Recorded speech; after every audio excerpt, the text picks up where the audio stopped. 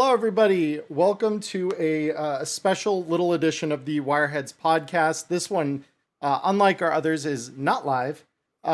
With me, I have my co-host Diamond Dust, and today joining us, we have a very special guest. We have Jay Gray, the line manager for Cyberpunk Red at Artel Soaring Games. Hello, Jay. Thank you for joining us today.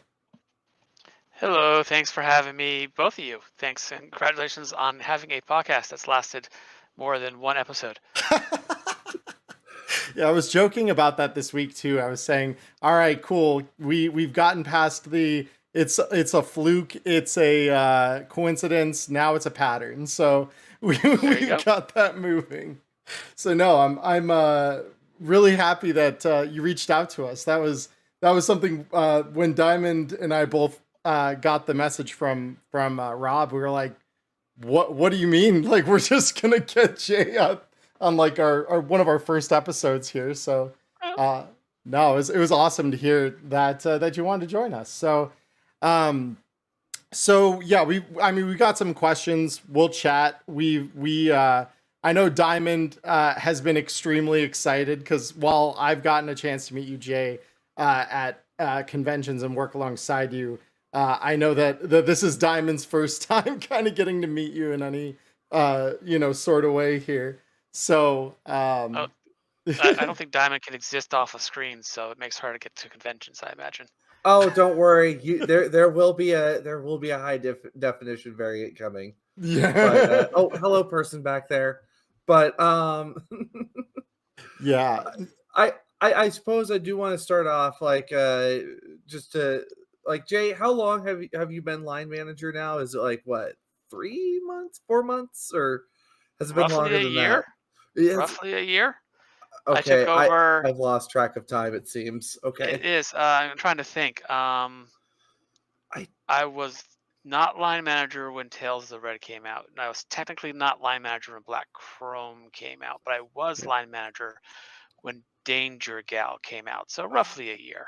Oh gosh, it's been a year. Yeah, roughly. I would have to go. I'm bad with time, so I had to dig through my emails to see when exactly I was offered the position.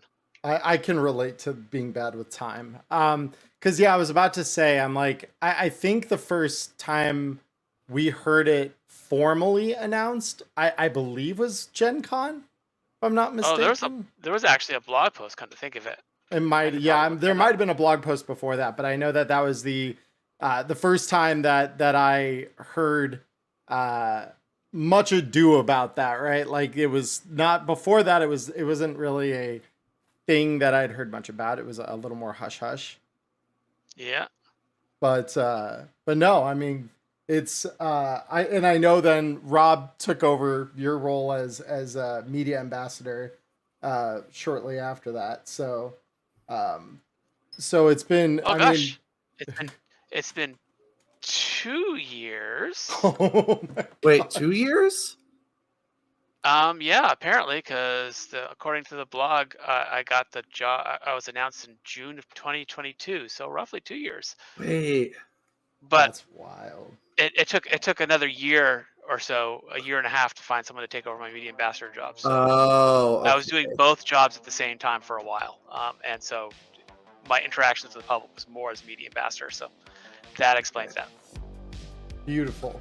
Yeah, no, I mean that does. That's kind of crazy to think it's been that long. I mean, very crazy. Yes. We were recounting. I don't think it was this last week. I think it was the week before. But Diamond and I maybe it wasn't on our podcast as well. It might have been just in a private conversation. But we were commenting on how it's kind of it blew our minds how long Red's been out. Like in end of this year, it'll be 4 years for the core rules, and come Gen Con, it'll be 5 since the Jumpstart kit. Yeah, I've been counting like the Jumpstart kit, because without it we wouldn't have Red current day. So we'd be looking at like 5 come August, I think. Kind of close to it, I guess. Yeah. I have to count back. COVID makes it harder because it feels like it's only been I lose a year there because I can count back by Gen Cons, but there's not a COVID there's 2 Gen Cons missing right. of COVID, so. Right. Yeah. I mean, I think the world lost at least a year I feel like I lost 2 in the mix there before. Like last year was like the first end-to-end year that felt like, okay, this is a fairly normal year after all of that craziness. So that's definitely been something I can relate with. I can definitely sympathize with that. I worked security, so I still had to like go to work. So those years exist. It was so weird just not seeing people. Like you just go to places where there should be people, and it's just like one of those existential moments of where is everybody? Yeah. Makes security jobs easier. You would think. It just makes it easier to get your attention on the other details. Yeah. No, I'm like, I remember driving the highway and just being like, there's like no one here. It should be rush hour. Why is no one here? That was the first time I really felt the impact of like, wow, like no one's out, no one's about at all. But no, like it's good we're past that. I'm glad to be past that. That was kind of the crazy thing, being at Gen Con this last year was like seeing just how many people were out and about there, knowing that was like the first, I guess, like normal year that Gen Con had. Like, I guess 2022, there were quite a few restrictions from what I was being told. But being that last year is the first time I ever got a chance to actually make it, I was like, okay, like this seems pretty like a normal convention to me. And everyone was commenting on how like it was the first year for a while that it felt normal. So, yeah, it's a tough thing. Gen Con makes a lot more sense if you can. I haven't been outside in the gathering because I have my vendor badge and I'm at the booth.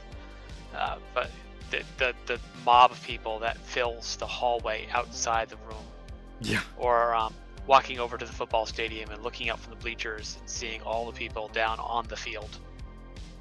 I that's the one place I didn't get a chance to get over to the stadium last year. I didn't get in over there. But I know I had like friends who that was like, I think where they were doing like a lot of the card game stuff over there, like card game championships and stuff. So, yeah, so a lot of tournaments over there. Yeah. So I know like suitably it's an arena. Yeah, I mean, yeah, it's the closest you get to like, I guess, a card game anime. So we get to that play would in a actually stadium. be really cool. Just clear it out for one game. Face off each other from across the field. Well, all I just see is just like one singular table in the center of this massive room, and it's just like, oh, yeah. Well, it's weird to go over there anyway because it's an indoor football stadium, and it's the first one I've ever personally been into. So, yeah, no, that definitely makes some sense, and but yeah, it's something where I'm like, I just didn't find my way over there. I was too preoccupied between the booth that I was helping you guys with, and then just the games, like all the tabletop games that were basically right in that hall there. But yeah, like you said, like the Lorcana crowd especially was like packed that hall at like all hours of the day. Yeah. So no, it was good. It was good to be there and I guess see something a little more representative of like what a normal year would be like, and not have to deal with the COVID weirdness. So this year then, because I'd heard a little bit of talk then about how this year there might be an expectation that there's even more people than last year. Is that something that you've heard at all? I have not heard. There are capacity limits, and I don't know what those capacity limits are, and there are housing limits, and there might be. It is definitely possible. They're always looking to, pull in more people. Sure. But I would be curious if it hits more than 70,000 unique visitors over the weekend. Oh, weren't we at 80? I thought we were somewhere between 80 and 85 last year. Might have been. I don't know. But it might be if 60. I don't know if 60 is debuting there. If it is, it's 50th anniversary for D&D. So if there's events, that might draw in crowds. Yeah. By the way, it's the 50th anniversary for role-playing games in general. People leave that part out. So remember that too. It's not just the 50th anniversary of D&D. It's the 50th anniversary of the hobby as a whole. Wow. Yeah, well, yeah, because I guess since D&D is kind of the one that started it all, that would Yep. make sense. Wow. That's a Yeah. crazy thing to think about. And what a year for Mike to win the award too. Then. Yeah. Well, that was Mike. For those who don't know, Mike Pondsmith won the E. Gary Gygax Lifetime Achievement Award. I think he's the 6th person to get it. They started Wow. giving it out a few years back. So that was very, very cool. I think he's the first person. He's not. I'm not say not involved in D&D, because he did some work for D&D, but he for TSR back in the day. But he is the first. I think the first person to receive it to not be where the bulk of their career was Dungeons and Dragons related. That's I can't say that for absolute certainty. I mean, even if he's one of only, a handful that maybe hadn't received it for D&D, mostly D&D work, that's still impressive. I mean, when I saw that he won that, I was like, I mean, well deserved, obviously, because like to see what Cyberpunk, I guess, has become as someone who's much more recently kind of gotten into it and the world of it, like just understanding how far back, I guess, that world goes and the planning around it goes. And I mean, he's definitely earned that award. It feels almost like many times over just from the impact that's had.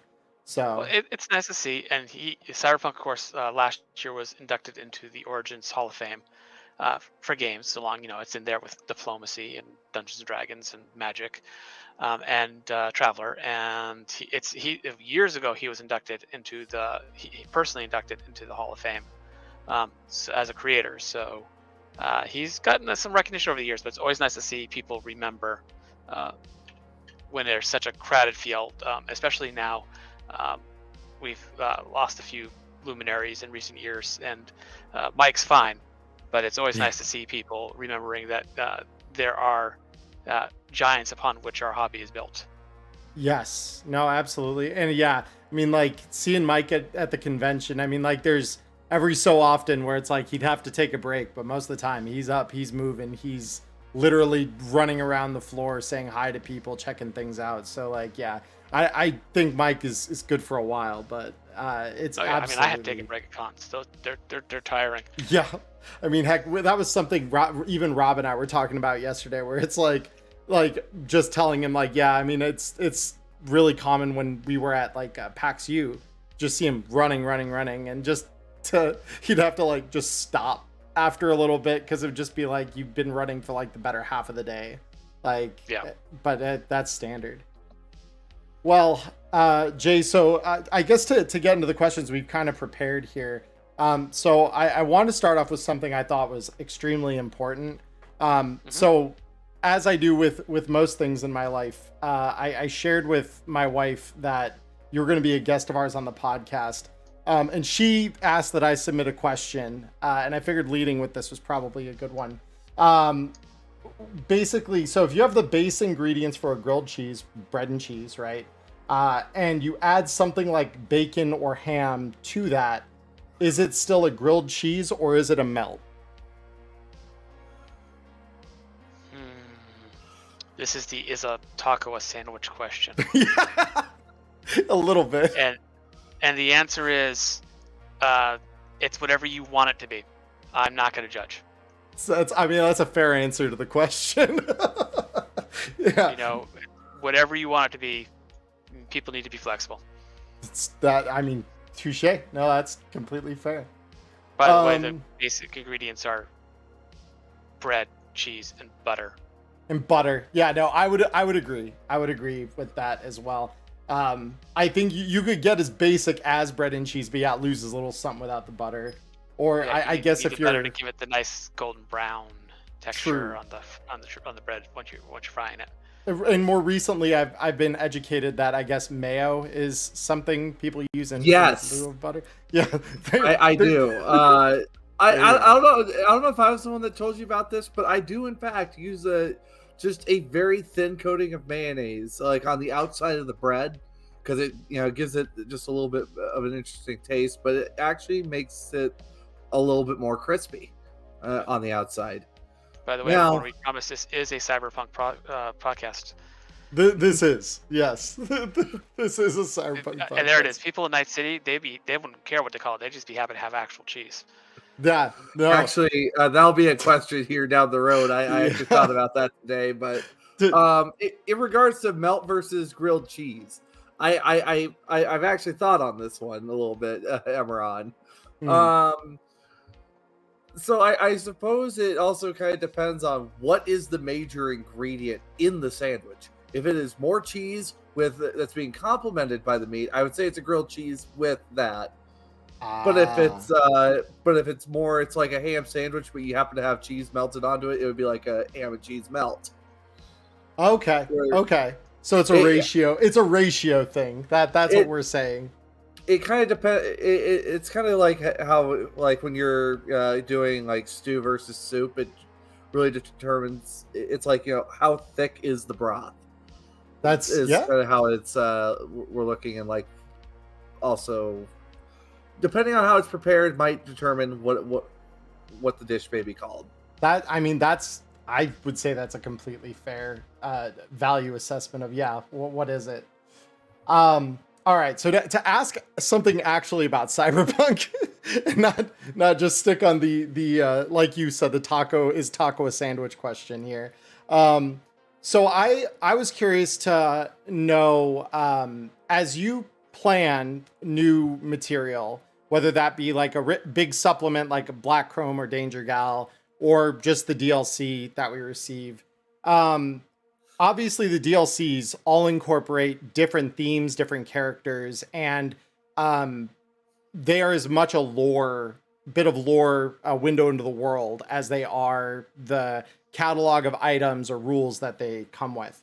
So my question is, when you're beginning to develop some of those ideas, whether it's a DLC or a supplement, how, I guess, do you decide on what kind of characters, themes, or other kind of subjects you're going to focus on with a given DLC or supplement for like the project scope that you're working on? It is just you find a voice, and that's what the characters are in a lot of cases. Some cases they're characters. For example, in Tales of the Red, they're characters that you encounter, they're NPCs you encounter. In Black Chrome, we were very specifically wanted to pick out a diversity of fixers for the night market section, so you can see different night markets. And so we specifically wanted to pick out fixers we've already used, so we weren't, because we felt we had enough to work with that. We wanted to show a continuity of universe. So we picked out ranging from Mr. Kernigan all the way at the top, down to the Andersons all the way at the bottom, and different night markets in between, different specialties. So the answer there is that's more deliberate. We'll look at the history. Do we need a new character? Do we not need a new character? Do we have a character? I have a spreadsheet of all the characters, who they are, where they've appeared.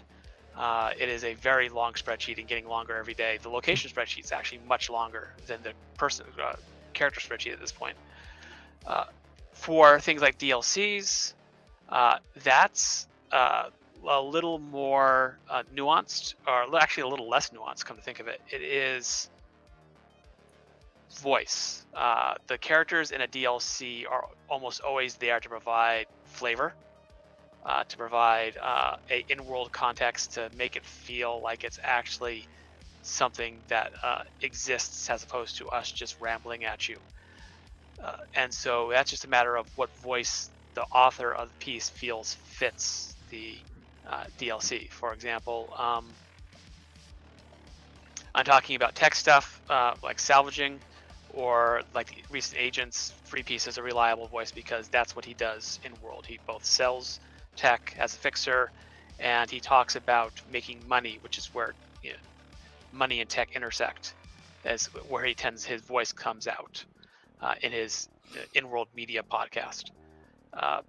Other times it will be something like a character gets stuck in your head. James has Derek Sylar stuck in his head, and that is why Derek Sylar does all the ELL stuff, or the upload, because James just had the upload there, and that's how it works. With other things, when you've got lots of characters, like an adventure or like in Danger Gal Dossier, uh, you know, it it can come backwards or forwards. With Danger Gal Dossier, it was literally we had the art, we got to see who these people were, we came up with some basics. The writers came up with more. With Tales of the Red or another adventure, it's just you're writing adventure, and sometimes you'll substitute. I've had people say, make whole new characters, and for a writer, make a whole new character. I'm like, well, that's great, but we have a character who's sort of like that already. Why don't we use them instead? And they'll rewrite, or and it's usually not that hard because if characters are close enough, there's very little change that need to be made. That happened. Sometimes it even happens after all the playtesting is done and the final drafts are in. For example, there will be a character in the Tales of the Red Forlorn Hope who originally was not a specific character. But as I was writing the art scripts for it, I realized that the character as described physically looked like a character who was one of the models in the fashion section of Black Chrome. So it's like, well, what if it is that character? I mean, that model has to do something, right, when they're not in front of a camera. And so, and I was like, oh, also it made it easier because I can just say, hey, make this character look like this model that's in this picture, and I don't have to describe it. Save myself an hour of work. But sometimes it just, so the answer to your question is there's a lot of different factors, and it all depends on the angle at which you're approaching the project. And a lot of times it's just a matter of finding the right angle and then saying, oh, yeah, that makes sense. And a lot of times authors will speak about how characters' voices speak to them, and characters write themselves, and that happens a lot. They'll just say, oh, yeah, that's there. That's what it needs to be. Yeah. No, I mean that is such a fascinating. I agree. Like, because obviously when I'm writing my stuff, that sometimes does where it's like, okay, I don't really know you yet, and then you start playing with them just a little bit, and you're like, okay, now I feel like I know you better. Like we've had this conversation almost. So yeah. Like I get that. So then to expand into that a little bit. Because I know recently, I think it was on either Twitter or Blue Sky, you had posted kind of like the flow chart of like when you go through a project, kind of how that works out. So is the characterization of something like that, especially in larger books like the Tales of the Red series, are the characters more decided by you, by the author, or is there it sounds like almost there's maybe some conversation there, a dialogue about like some of the major characters maybe are decided on, like we want this character to be in place, and then the author says, well, here are some minor characters that would support what you're looking to do or whatever. How does that dialogue kind of progress? Yeah, and you've got it. I will use Tales of the Red Forlorn Hope without giving away too much. There are 6 adventures in it. Each of those adventures started out as a short draft, a couple of paragraphs by me saying, this is what needs to happen in this adventure, because it's a campaign where one adventure flows into the other. It had to be decided on in advance before we brought the writers in. So I would say it takes place at this place. These things need to happen. These characters need to be involved. And for example, I'm the first adventure. I might say, it's got to start here at the Forlorn Hope. That's not a surprise. The Forlorn Hope is the name of the book. You've got to meet Marianne Freeman, the bartender / co-owner. And then you're going to go off and you're going to do a thing. And here's what the thing is, or a rough idea of what the thing is. But you can decide who the thing. You could decide who the antagonist in that thing is. I had no problems with there. So it is a combination of things. If there are characters I need to, like in All About Agents, I did not do the final writing on it. I did basic development on the rules before and after. But I said, told the author, Fran Stewart, I need 3-piece to be, it's going to be hustling with 3-piece at the very beginning. And other than that, you're good. With Roller Derby, which was the one before that, the DLC before that, February. With that, we told Linda, here's a basic outline of the history of roller derby, and I always said, here's how, because we wanted to show how it changed from laps to active target practice to what I call the world's deadliest game of tag. Mhm. And that was, but she got to make up all the teams, and then there was some back and forth. It's like, this team doesn't work, this team does. And then occasionally when I got the final, it's like, okay, I'm not gonna have to rewrite it. There are some name changes I want on the team names, but for the most part they stayed exactly the same. So how much freedom depends on the project and how tight the initial vision of it is. Sure. But there's always some level of room for the writers to work on ideas past that. We try to allow them creativity even when it's a fairly tight project. Yeah, well, I think you almost have to really make sure that they're given that full level of expression, I guess, that range of expression. But yeah, I mean that's a really interesting little bit of insight then. So I know I've talked a little bit. Diamond, we don't have to go precisely in the order that we've kind of written them down. So you have one of yours. I know this question. I think both of us had this one, but this is one I look to probably be asking a lot of other people in the future. But like, what are like one of the things that like I think Emmerron, I don't know if we've talked about this yet on Wireheads, but like, you know, the media inspires what we create, and I'm just curious, Jay, what are your favorite bits of media around the genre, and how does it influence the design of the game? Because I know it's been talked about that like Ridley Scott's movie Blade Runner was an inspiration for Cyberpunk, and same with Neuromancer. Is there like any piece of media that out there that really helps inspire some of your ideas that you bring to the table? Oh gosh, I mean, the biggest piece of media is Cyberpunk, because it's big enough now that it inspires by itself, which is, it's one of those things. The inspiration became the thing that was inspired to be created has become an inspiration, and Mike was mentioning the other day that when he sees something that's new, he can see where they were inspired by our work. Though he also sees obviously the new and different things, which is always great to see new ideas. So the many years, many source books of Cyberpunk help. Even the really bad stuff, I actually do take some inspiration. There's some nuggets of brilliance in the old 2020 novels. They're few and far between, but they are there. But honestly, I can go into a laundry list of the classics, from Akira and Appleseed to Judge Dredd to RoboCop to Blade Runner to the old Max Headroom show, and all the novels, Gibson and Sterling and Bear. But I think honestly, you need to look for inspiration outside. I mean, when William Gibson wrote Neuromancer, his inspiration wasn't, I'm looking at cyberpunk stuff and I want to make more cyberpunk stuff. His inspiration was, I'm looking at the world and I want to make the world. Only if I tell a story about the world, people won't care about it. So I'm going to dress it up in neon and a sky the color of a dead television channel. And so looking at other non-cyberpunk sources is really useful and really helpful. I like to look at the present day. I also like to look at the turn of the last century, or the last turn of the century before the last turn of the century, the 1900s, the 1800s to the 1900s.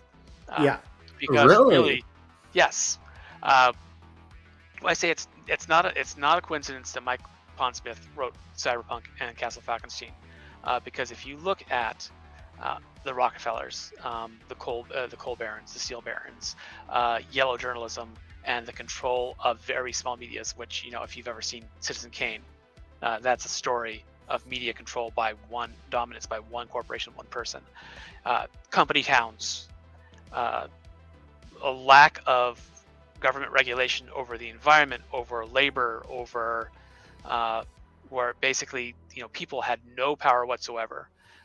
And where a book was written about how horrible the working conditions were in meatpacking plants. But the thing they got out of the book was not, this is horrible for the people and we need to treat people better. It was, oh my God, my meat is unclean because of these vast descriptions of how horrible it was, and no, it's contaminated. But if you look back at the turn of the century, where people were selling radioactive material as medicine, Yeah. or snake, Yeah. or all these, essentially what it was, poison was addictive poison as medicine, and there was no regulations at all. That's a cyberpunk world. It's just a cyberpunk world where there are still horse and carts. Right. Now that's a fairly made point. I guess some of the themes of, I guess, the early industrial revolution that kind of spearheaded much of that before the regulations kind of kicked in later in the century.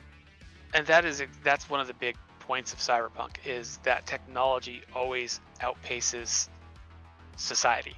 And the ability of society, and the whole concept of technoshock is that the technology moves so quickly and law and culture moves so slowly that it takes time to adjust. And in that time is when people can really exploit things. And if you look at how fast we've moved from cryptocurrency to NRTs to AI in the last 5 years, where people are desperate. NFTs, I believe, is and it was just is there like a young bastard brother of it now or something? Sorry, like NFTs. But okay. my point being is that we move so quickly because as soon as something bombs, they're off to find the next thing that will make them money, because it's a scheme. It's, you've got to keep going. You've got to keep making your investments. You've got to keep doing the things, and of course, all these things, AI, cryptocurrency, or blockchain, they have legitimate use.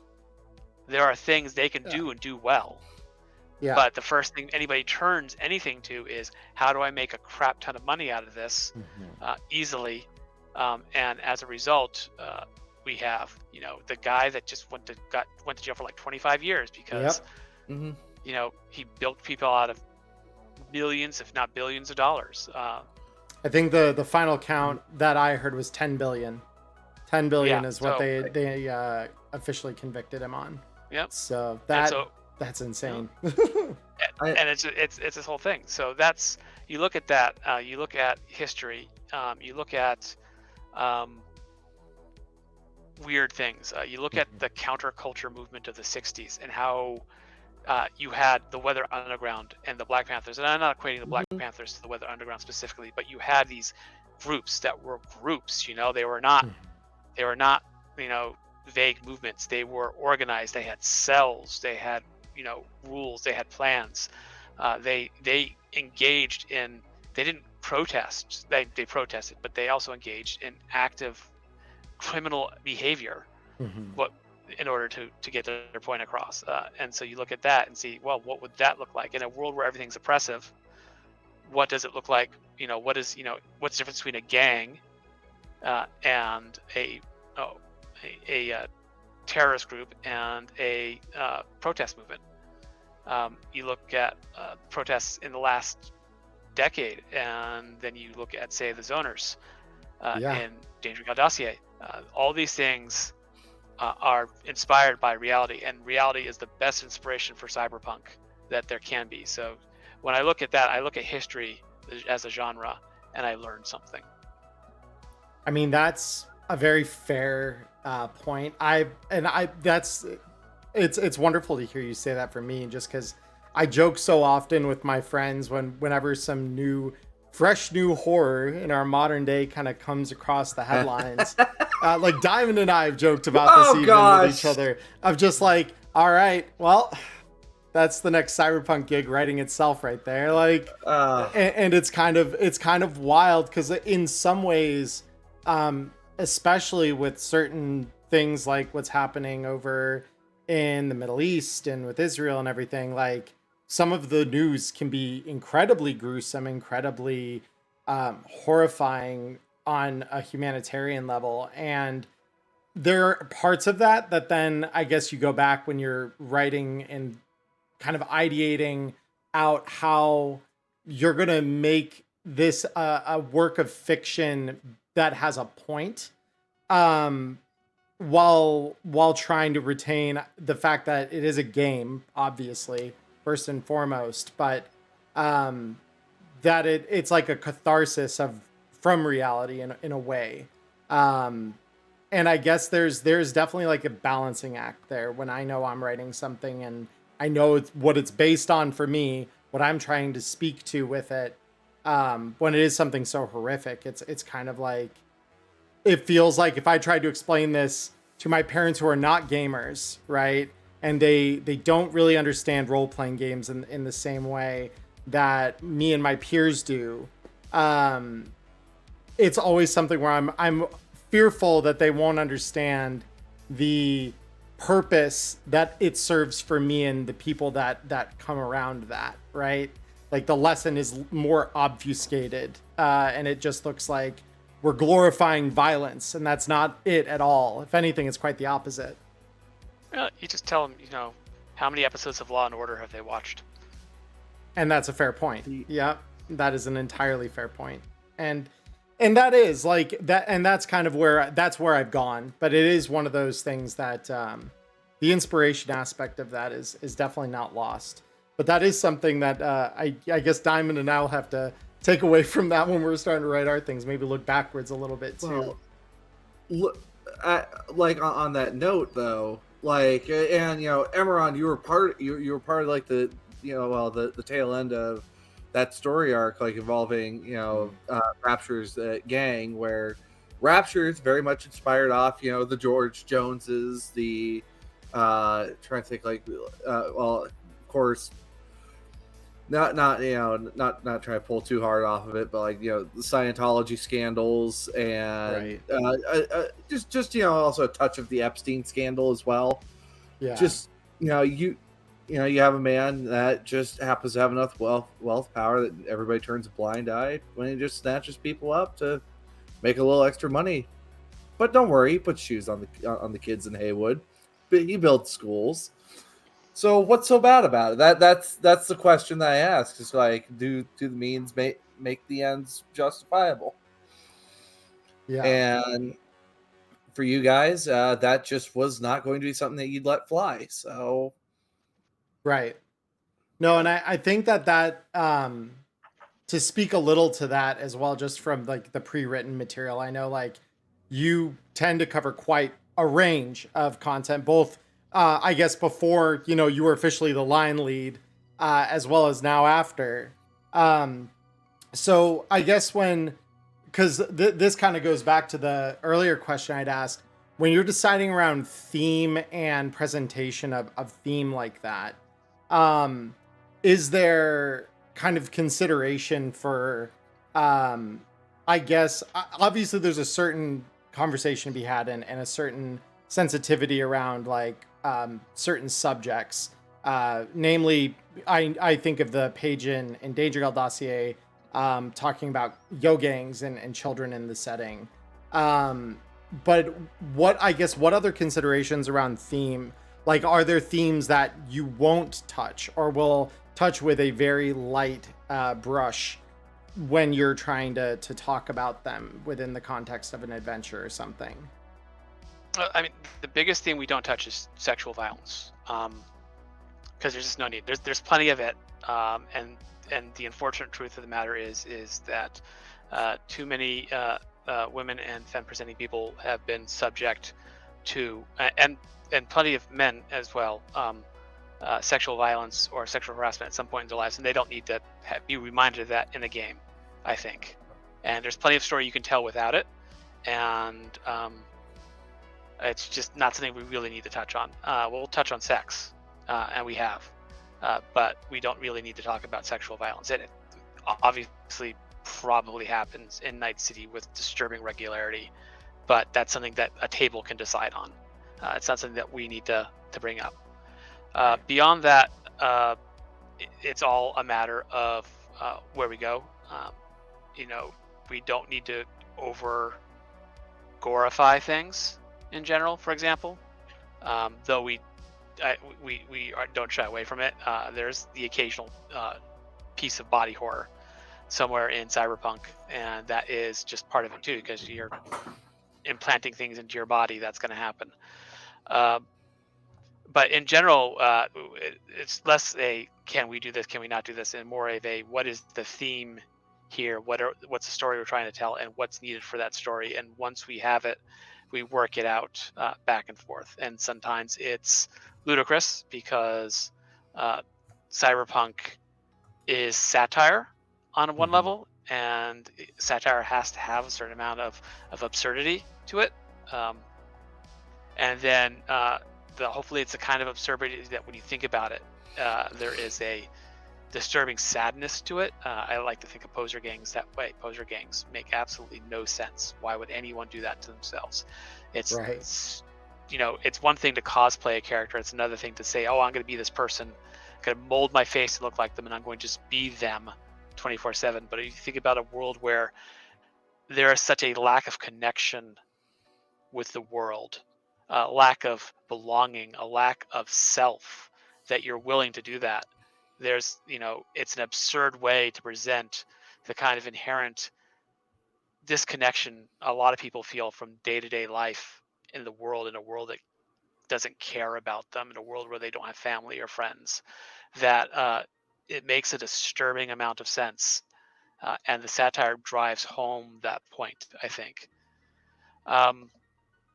So yeah, it really isn't a case of, we say, oh, well, these subjects are off limits and these aren't, and we got to tiptoe around these. It's say, how do we tell the story we want to tell without, we don't shock just to shock, because that's a lazy writing tactic, in our opinion. How do we tell the story and have it make sense and have it really fit the scene? Jump scares are nice, but if you overuse them, they become trauma instead of a moment. No, I think that, there's some wonderful adventures that I can think of several of those elements, the chiefest among them. And I think Diamond would probably agree with me on this, but we're probably both thinking right now, Reaping the Reaper, aren't we, Diamond? Yeah. Oh. Like that adventure in particular. Yeah. There's body horror. There's some jump scare. There's a lot in there. And even the experiences that most of the groups that I've heard of or been part of when we've gone through them, usually they end up being incredibly challenging and tragic. And there's a certain degree of like in character kind of trauma that happens in those adventures. And you're right, like if you touch on it every so often, it's poignant and it makes you think and it makes you grapple with stuff that maybe you don't deal with quite as often in your everyday. You do it too often though, it just becomes it's no longer fun, right? Which is the point of a game. I call it the Borg effect. The Borg are more interesting at the beginning of when they're introduced, when you don't know anything about them, and they're less interesting, or they're interesting in a different way perhaps, but they're less scary. They're less of a threat the more you learn about them, and when they start having personalities and they origin points. So there's overuse or over explanation can often lead to a dulling of an effect.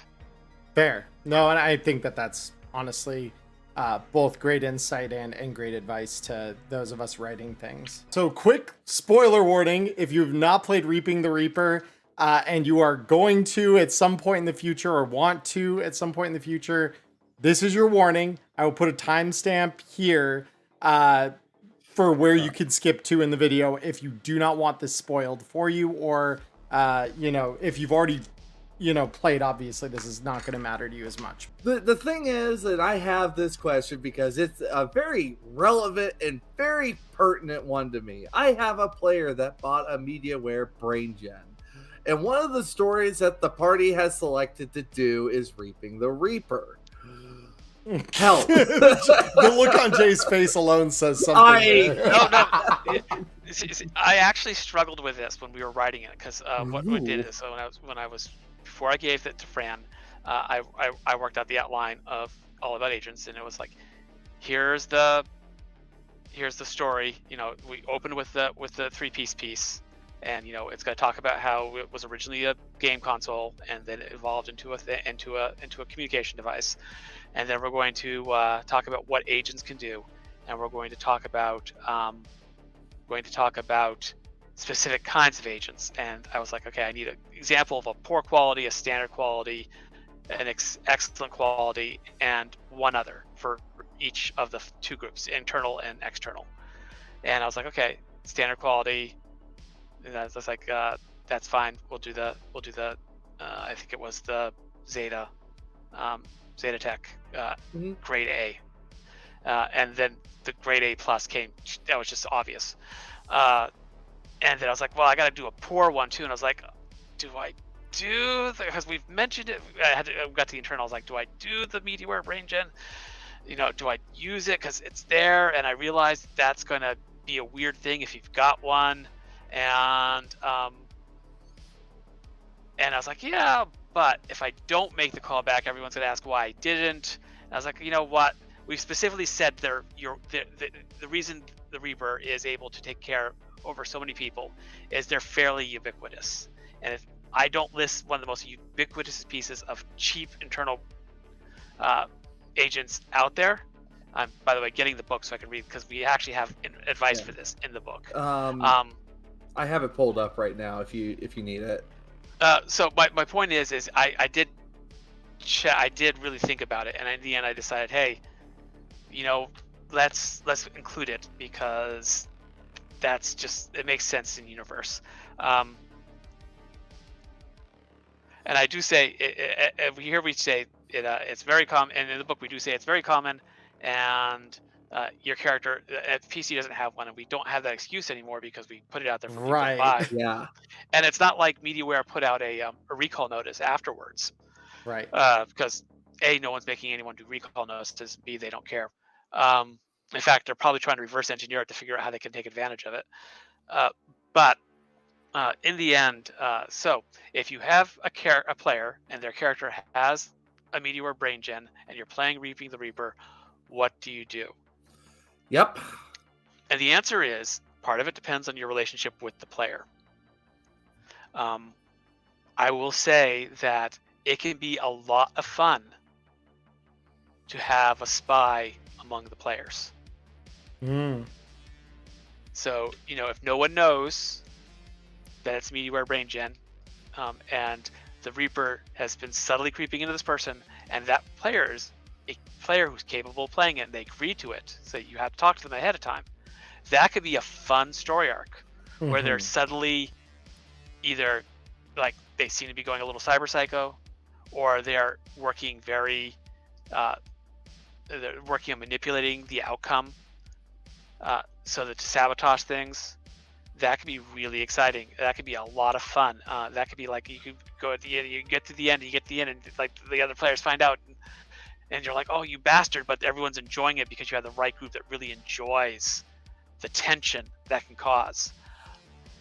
If you have a group that doesn't work that well, or that player doesn't work that well, just say, hey, dude, I can't tell you why, but a MediaWare, or you just say simply, they say, oh, okay, I want a poor quality internal agent. They say, okay, well, you go in and you're intending to get a brain gen, but you go to the Ripper Doc, and the Ripper Doc says, you know what, I'm out of brain gens. There's been a run on them lately. They've gone like crazy. But I can give you this and make up another one. You can give them the Zetatech B plus, Model B. Point being is that you don't have to give them that. You can always say, because if the stats are the same, it's not going to matter. Sure. And you are always free to reskin, so you don't have to deal with that problem. Or if you want to deal with that problem and give them an option, you can say, give them concentration checks to see if they noticed that their brain is being influenced. And then, it could be part of the plot where they not only have to figure out what to do, but they have to get that thing out of their friend. Or Mhm. maybe they crack open his head and they use it as some kind of reverse thing to like dump a virus into the Reaper. There's Mhm. it could be a plot point too. So there's a lot of ways to handle it. It's just a matter of how your relationship is with your player, what kind of player they are, what kind of group you have. Then you can decide if you want to go the route where it's a plot point to be overcome, whether it's a uh, way to enhance the play through having an enemy among us situation, or whether you're going to avoid it entirely by just giving them a completely different piece of cyberware that is exactly the same, just with a different name. Yeah, the function's the same, just is different Yeah, I in mean, model. Yeah. yeah, I mean, The in the end, of if you just give it a different name, you can use the exact same stats. It'll be exactly the same. the It's group in just a matter of reskinning question. it. Okay, so the group in question, that enemy among us, will work pretty well, and I suppose I'll get back to you on how things go. Yeah. Now, be aware that the player needs to be aware this might be the end of their character. Oh, I will talk to them. I said, hey, I need a moment before Yeah. we discuss this one, because this item in particular, I can't tell you why. I don't know if I can give this to you. There are But strings attached if you take it. yeah, Yeah. but yeah, it's one of those things where I would go to them and say, hey, you know, how would you like to go out in a blaze of sadistic glory? And they might be into it. And I've had people like they were like, "Oh yeah, no, that sounds like a great thing. That sounds like a lot of fun." And it's like I realized that this is probably the end of my character, but you know what? That is such a great story to tell. I will jump on it. I will jump on that grenade happily, and then I just want some IP for my next character. You'll be like, done. Yeah. I mean, that's generally the catch up I use too, just in general. It's like if you're coming in late to the campaign or something, IP and maybe a couple extra eddies to like outfit the character at creation or whatever. So that, I mean, yeah. And especially if that's the story we're telling, like that's an easy trade. I'm like, yeah, I like that so much. Like Yep. the Now, little if you're knife in the doing, back is yeah, fun. if you're doing that, you need to come up with a way to communicate that doesn't involve passing notes back and forth. If you're playing in person, if Mhm. you're playing online, it's a little easier because you got to chat or Playing private chat. online, Yeah. Because if you're right. doing it in person, notes back and forth are a dead giveaway. Yeah. So just be aware.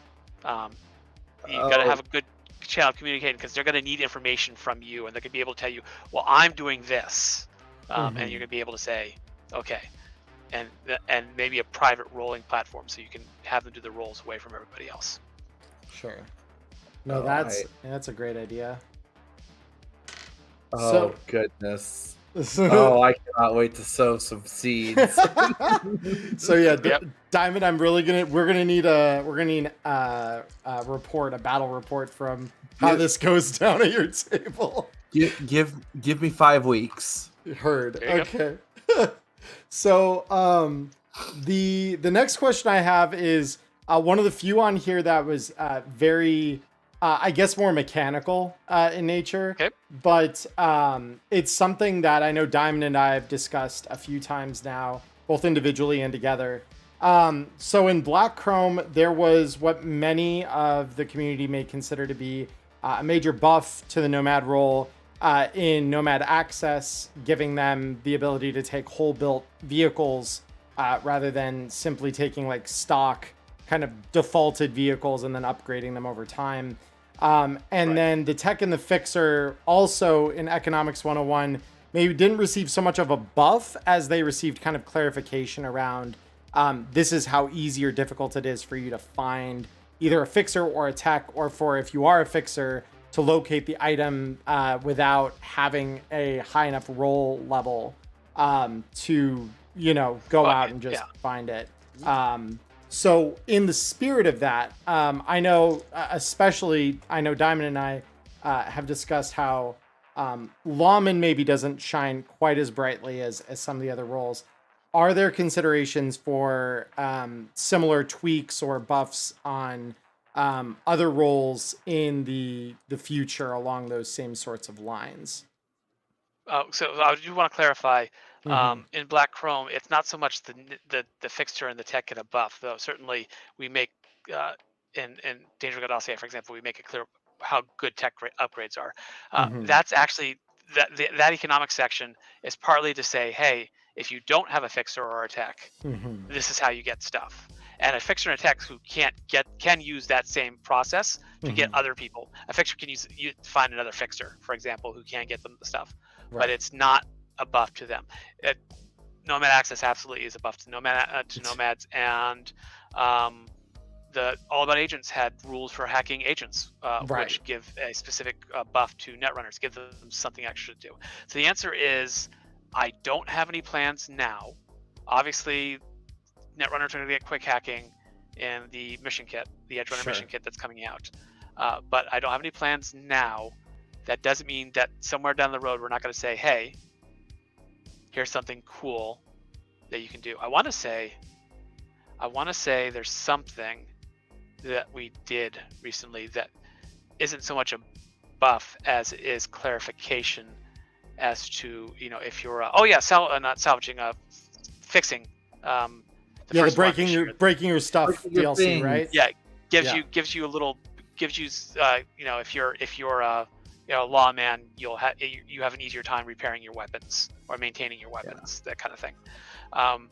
So the answer is, we always really look at what that power level is. If it doesn't make it too much, but if it makes sense in the context of what we're doing, then we're not afraid to say, okay, in this situation, in this case, lawmen get a buff. Maybe Sunday we'll explore more about security firms, and we'll say, okay, lawmen get, if you're a lawman and you're working on the job, you have a certain amount of, you count as a fixer for obtaining certain items. That to say, so it's easier for you you don't need a fixer to find a $500 gun because you can requisition it through your department. Sure. That's a possibility. I don't know for now because I don't have plans for it, but yeah, it is a possibility that that may happen. And then it's a matter of making sure it makes sense contextually and not having it just be feature creep. Sure. To I guess to I guess clarify an element of the criticism, both that I've heard as well as kind of observed in play.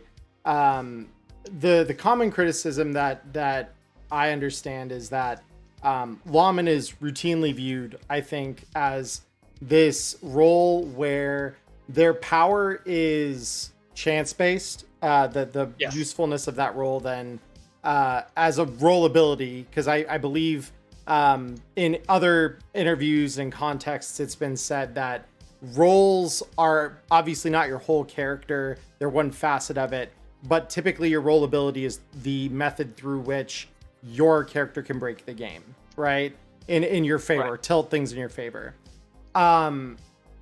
And while Lawman's has the potential to do that given certain situations, it feels as though by and large it is potentially less impactful than several other roles around that. Yeah. And that's balanced by the fact that when it is useful, it is really useful. I have seen many a session, many a combat turn because a lawman was able to call in backup, where literally it's like there's no chance of this party surviving, and then suddenly there's 3 more bodies on the field in body armor. And yeah, they're not great, but they're extra targets, and they really change, they move things around. Now, that being said, I understand the criticism, and certainly in a very who knows when future, we would consider that in remaking. If we ever do a version 2, we would say, hey, maybe the lawman needs, I would say the biggest thing would be maybe the lawman needs something outside of combat. And I don't want to bring back authority, because authority, one of the biggest things with working on Red was, if you look at the old 2020 roles, you had 3 roles that did the exact same thing in slightly different wording. The Nomads, the Lawman, and the Rocker Boy all did very similar things with slightly different wording. And I wouldn't want to bring back authority, because I think authority limits in a way, because then it says, okay, your lawman has to be a lawman who has authority. Your badge always means something no matter where you are. And what if you're playing a lawman that's not a lawman? What if you're playing a private detective? What if you're playing, a protector gang member? Your badge isn't a badge because you don't have one. So what I would say instead is, if you were to house rule this, I would say a very good house rule would be a riff on what I just said a little while ago, was to say that once a month, based on your rank, and you would need to play with this, you can requisition a certain amount of gear. You are responsible for turning that gear in, and a gear that makes sense for your character. Right. Your lawman's not going to be able to requisition Like a bunch of free drugs. Perseus. Yeah, like a Perseus or Probably. something ridiculous. Yeah, but your lawman could probably get an assault rifle and a radio. Sure. So you requisition a certain amount of gear. You are responsible for being able to turn that gear in at the end of the month and repair, and replacing it should it be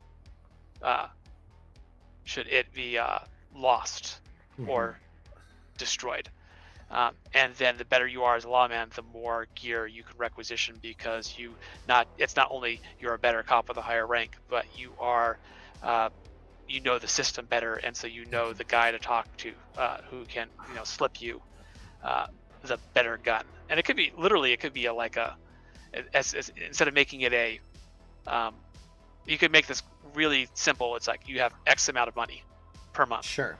For requisition, or you can make it more complex, like saying at rank 1, at rank 2 you're not going to get an assault rifle, but you can requisition a pistol. At rank 4 you can get an assault rifle, but you can't get a bulldog, or a Hades assault shotgun. And at each rank you can make it really granular, saying you can get better and better and better. You're not going to get the really good armor until you're at a higher rank. So if you want to do that, I would do it that way rather than going back to authority. I would do it as a requisition ability.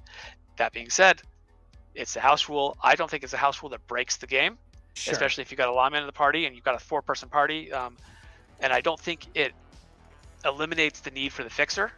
But though you could be very specific and say, okay, well, you got the gun, but the gun is locked to your fingerprints. Oh, and by the way, that gun is on file with the cops, so that if someone ends up dead, they're going to know it's your service weapon that you requisitioned. You can say, oh, your armor fits you and just you, so you can't requisition for extra people. Right. So there are ways to keep that, but I don't think it would eliminate the ability of a fixer to do things, or it doesn't make the fixer less special. Because the fixer still be able to get much more and better deals, and the fixer doesn't have to turn anything in at the end of the month. Sure, because I know in the spirit of that, to a certain extent, especially with the release of the agent hacking rules, right, where netrunners now get a bonus to doing this specific sort of action. I know a house rule that my tables have kind of talked about, and pretty much all of them, regardless of who it's with, we kind of like the idea of not taking authority on its face, but taking inspiration from that to an extent where you get like almost that sort of street politics going, where like if you're looking to make a streetwise check, you can add your role rank to it to better understand kind of the lay of the land if it's your the place where you generally are patrolling or responsible for. Or things in that realm, adding it as like a skill bonus modifier in addition to its other functions, because then it could also serve a social role in addition to it being like a combat role. And this isn't the thing about, we don't talk about this as a rule-based thing, but there is a certain amount of soft power that lawmen and nomads, for example, both have by belonging to an organization. Sure. And execs have it too. Yes. There are no specific rules in the book for requisitioning gear or getting information, going to the police station and looking up something in the police database, or using your badge to bully someone into giving you something or letting you into a place. But that's all there, and that's more a case of ask for the right check and say, that's a check that only the lawman can make. Only the lawman can get access to the police database without breaking into the police station. And that gives them a library search ability that no one else would have access to. That's a good way to look at it too. I like that. Yeah. Only the exec can get into Biotechnica, the Biotechnica exec can get into Biotechnica and look in Biotechnica's files. Only the Nomad can be guaranteed that, oh, I don't have a place to stay tonight, but my family's in town, so they'll put me up. So there's a soft power to the role too that the GM should not forget. Just because we don't hard code it into the rules doesn't mean it's not there. And the reason we don't hard code it is because it changes from situation to situation. Working for Biotechnica as an exec is very different from working for as an exec leader of the Piranhas. Working as working for Danger Gal as a lawman is very different from working for the Princesses of Justice as a lawman, or we have lawmen in Danger Gal Dossier who are firefighters. Yep. Yeah. And so they're going to have different resources. Yeah. That you could flavor they're not calling firefighters or they're not calling cops. The people they're calling are other firefighters, and of course firefighters know how to fight in Night City.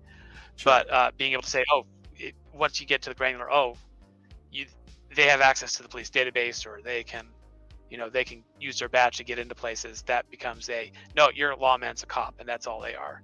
So we're hesitant there, but never be afraid of the soft power that they have as a way to role play. And if you're playing a lawman or an exec or a nomad, I encourage you to remember, hey, I'm part of an organization. What does the organization give me? And then what do I do? And how do I utilize that in order to further the goals of my group? Sure. No, I mean, that's great advice. But yeah, Diamond, I know you've been chomping to say something. Sorry. I don't want to cut you guys off, but it's just like when it comes to lawman, and the reason why why it kind of sticks out to me is it's kind of like one of those frustrating things that I've noticed for my players is every lawman I've had has never had a successful backup role. None of them have. And I had a rank 7 lawman at my table who every time they'd call for backup, it was 8, 9, 10. And I cannot be blamed for the power of your dice. That's fair. I understand that. But I have noticed that like almost all the other roles have something either that passively works for them or actively works for them. For example, medias. You get enough evidence, the number you have to roll against goes up. Rocker boys, well, you have a bit of a range to work with, 8, 10, and 12. Netrunners, like Emmerron and I mean, we roll with a flat interface against whatever's out there. So I don't know if you may have heard from elsewhere across the community, like any like home rule or like soft rule in regards to how that role could be influenced, because I imagine, if something comes up where it's like really, really pertinent, there's got to be an exception made for the security guard who's dealing with, someone that's had a little too much glass going into their system. Take inspiration from the media. Every time the media that's how I would house rule it. Take inspiration if I was really concerned about this. Take inspiration from the media, and that the media, the more evidence they have, the better the chances their story succeeds, right?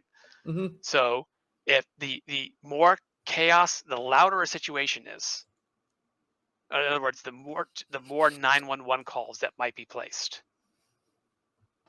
or the equivalent thereof, or reports of a situation, the more likely, the better the chance of a person succeeding on their backup check. So I would roll it that way. Start taking minus ones on the check. Yeah. Minus ones on the check, or increase their effective rank. Say, okay, right. This building just blew up, and you're calling for backup. Obviously people saw it, obviously it's being called in, obviously word's getting out, so add +2 to your lawman rank for the purposes of your backup check, because this is the kind of thing that cops should be responding to anyway. Mm-hmm. So that might be a good way to do it. Zone to zone might also vary as well. Yeah, if you're closer to your base, your power base, there's a lot of ways. There is no reason why you cannot apply modifiers to the lawman check. Yeah. Sure. And I also think that's a more general kind of thing that gets forgotten, I feel like, by a lot of tables, is sure, like you're shooting at someone, but there's all kinds of things in the environment that might make it so that, like, even though you're 6 meters away with a handgun, your DV's not a 13. It's actually like a 15 because they are obfuscating themselves somehow, or it's really like if it's dark, you're supposed to take -4. So I feel like sometimes the situational modifiers get left by the wayside and not utilized enough. I've certainly seen that or had discussions with people that have come to me for advice where it's like, yeah, just start tacking on penalties or bonuses on whichever end you feel like makes more sense in the scenario. So I mean, that is your generally situation just good modifiers. advice. Yeah, your situation modifiers are your best tools as a GM. Mm-hmm. I agree completely. So the next question that I guess we have down here. Yes.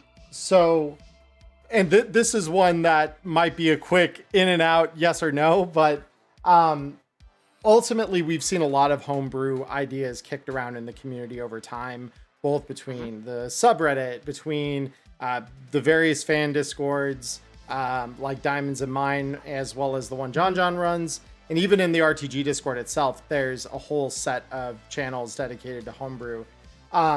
With that being the case, is there ever a possibility of creating a more easily referenceable, searchable, or like endorsed library of homebrews that have been cultivated by the community in line with the homebrew policy of RTG? No. Okay. Your homebrews are homebrews.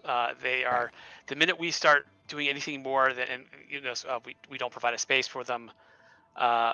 We do provide a space to talk about them on the Discord, but and even to list them, but that's it. But once we do something more than that, we can become more responsible for it. It becomes an endorsement, and that's not something we can do right now.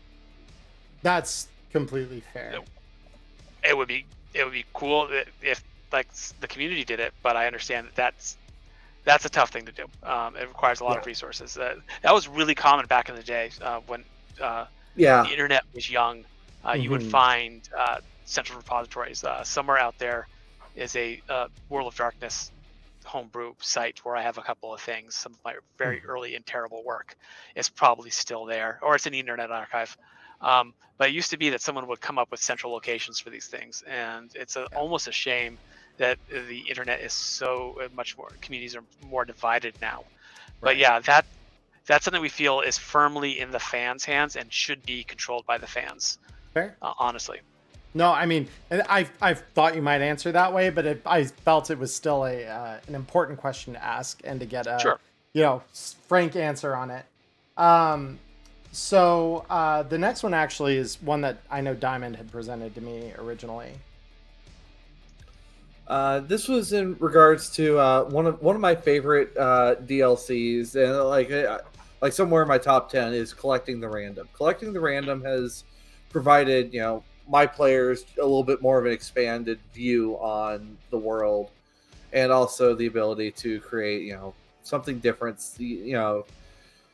Lawmen don't have to be lawmen. It could be a zoner, a street queen, a princess of justice, as referenced earlier, which I haven't really touched much on that group, which honestly, why not? But would we maybe be seeing is there just maybe the vague possibility, and it could even just be simply yes or no, that maybe there's going to be a second bout of that at some point? That came out under such unique circumstances from when I was media ambassador, and I was creating Twitter threads because I was not bored, but I had moments. And one of my things when I was media ambassador was I would create threads of content,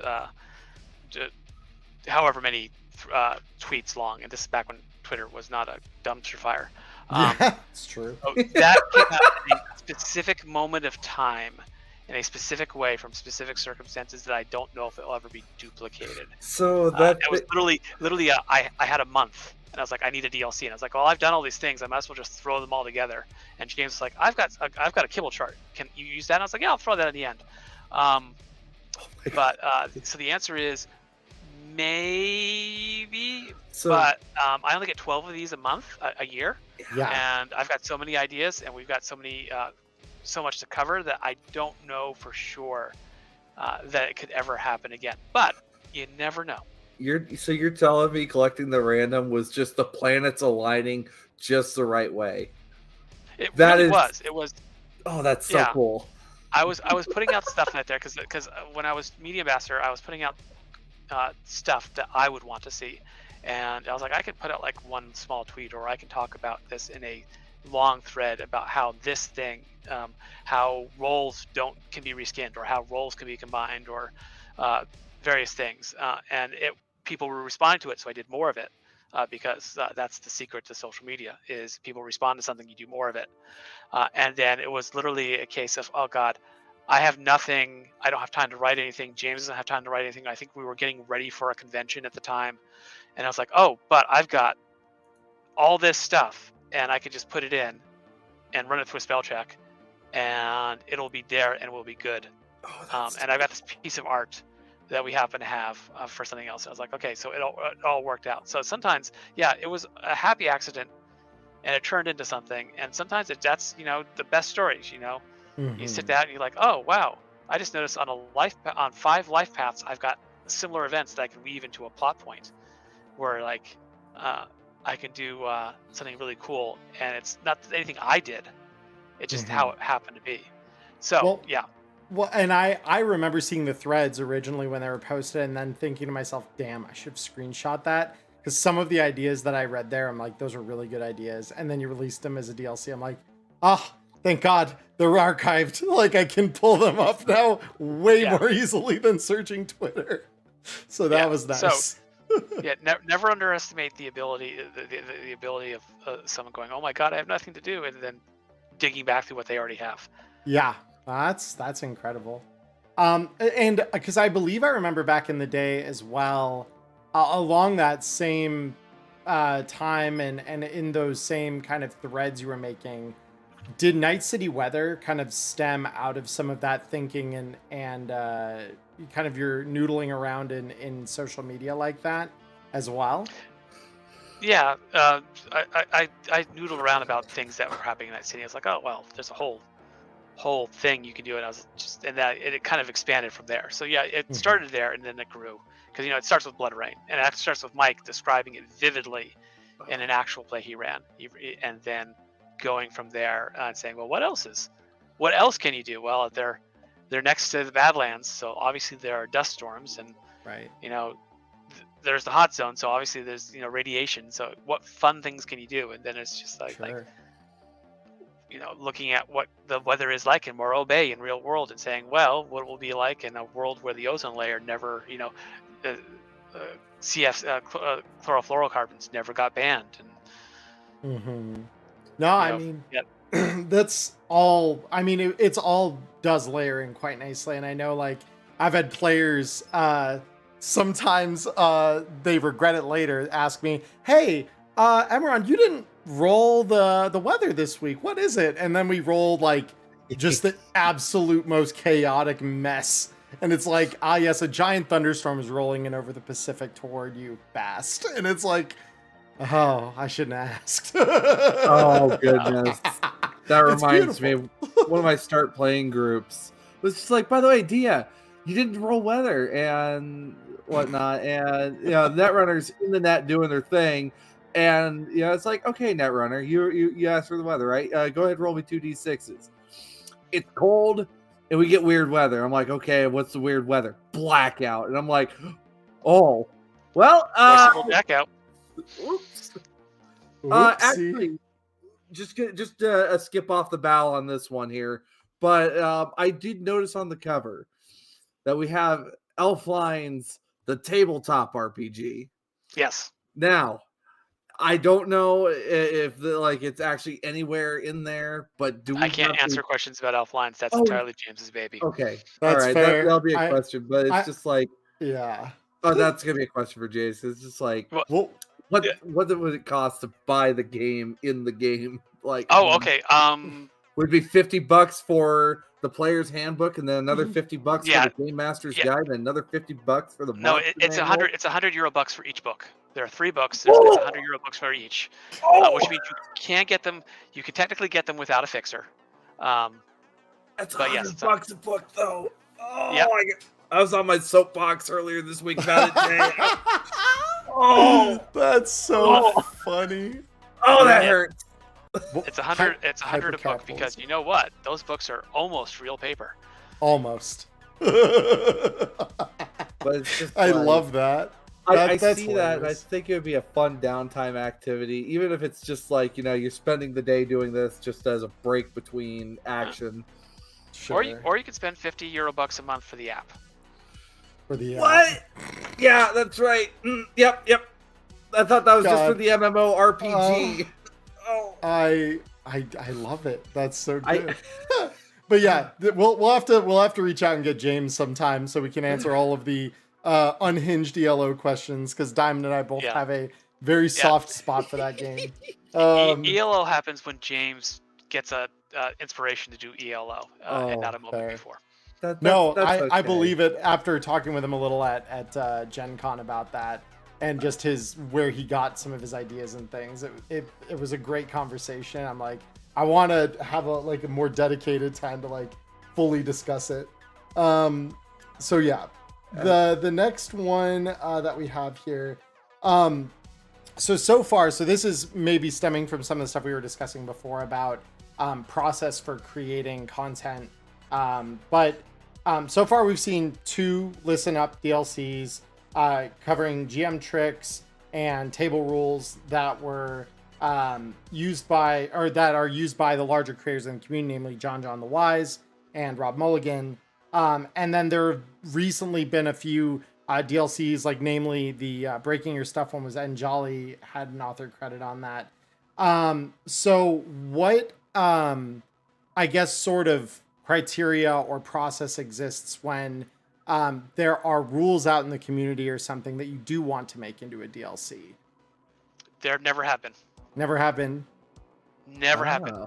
Okay, so you're talking about 3 different, because you also in the written question you sent me, you also mentioned the Night Market Index. Right. So there's 3 different situations. The listen ups are us speaking to a GM of some experience and saying, hey, what are your, we established a pattern with the first one with John, and it was a case of, what is your, we want your tips in the vein of the original Listen Up. We want, your thoughts about running Cyberpunk, and then we want some house rules.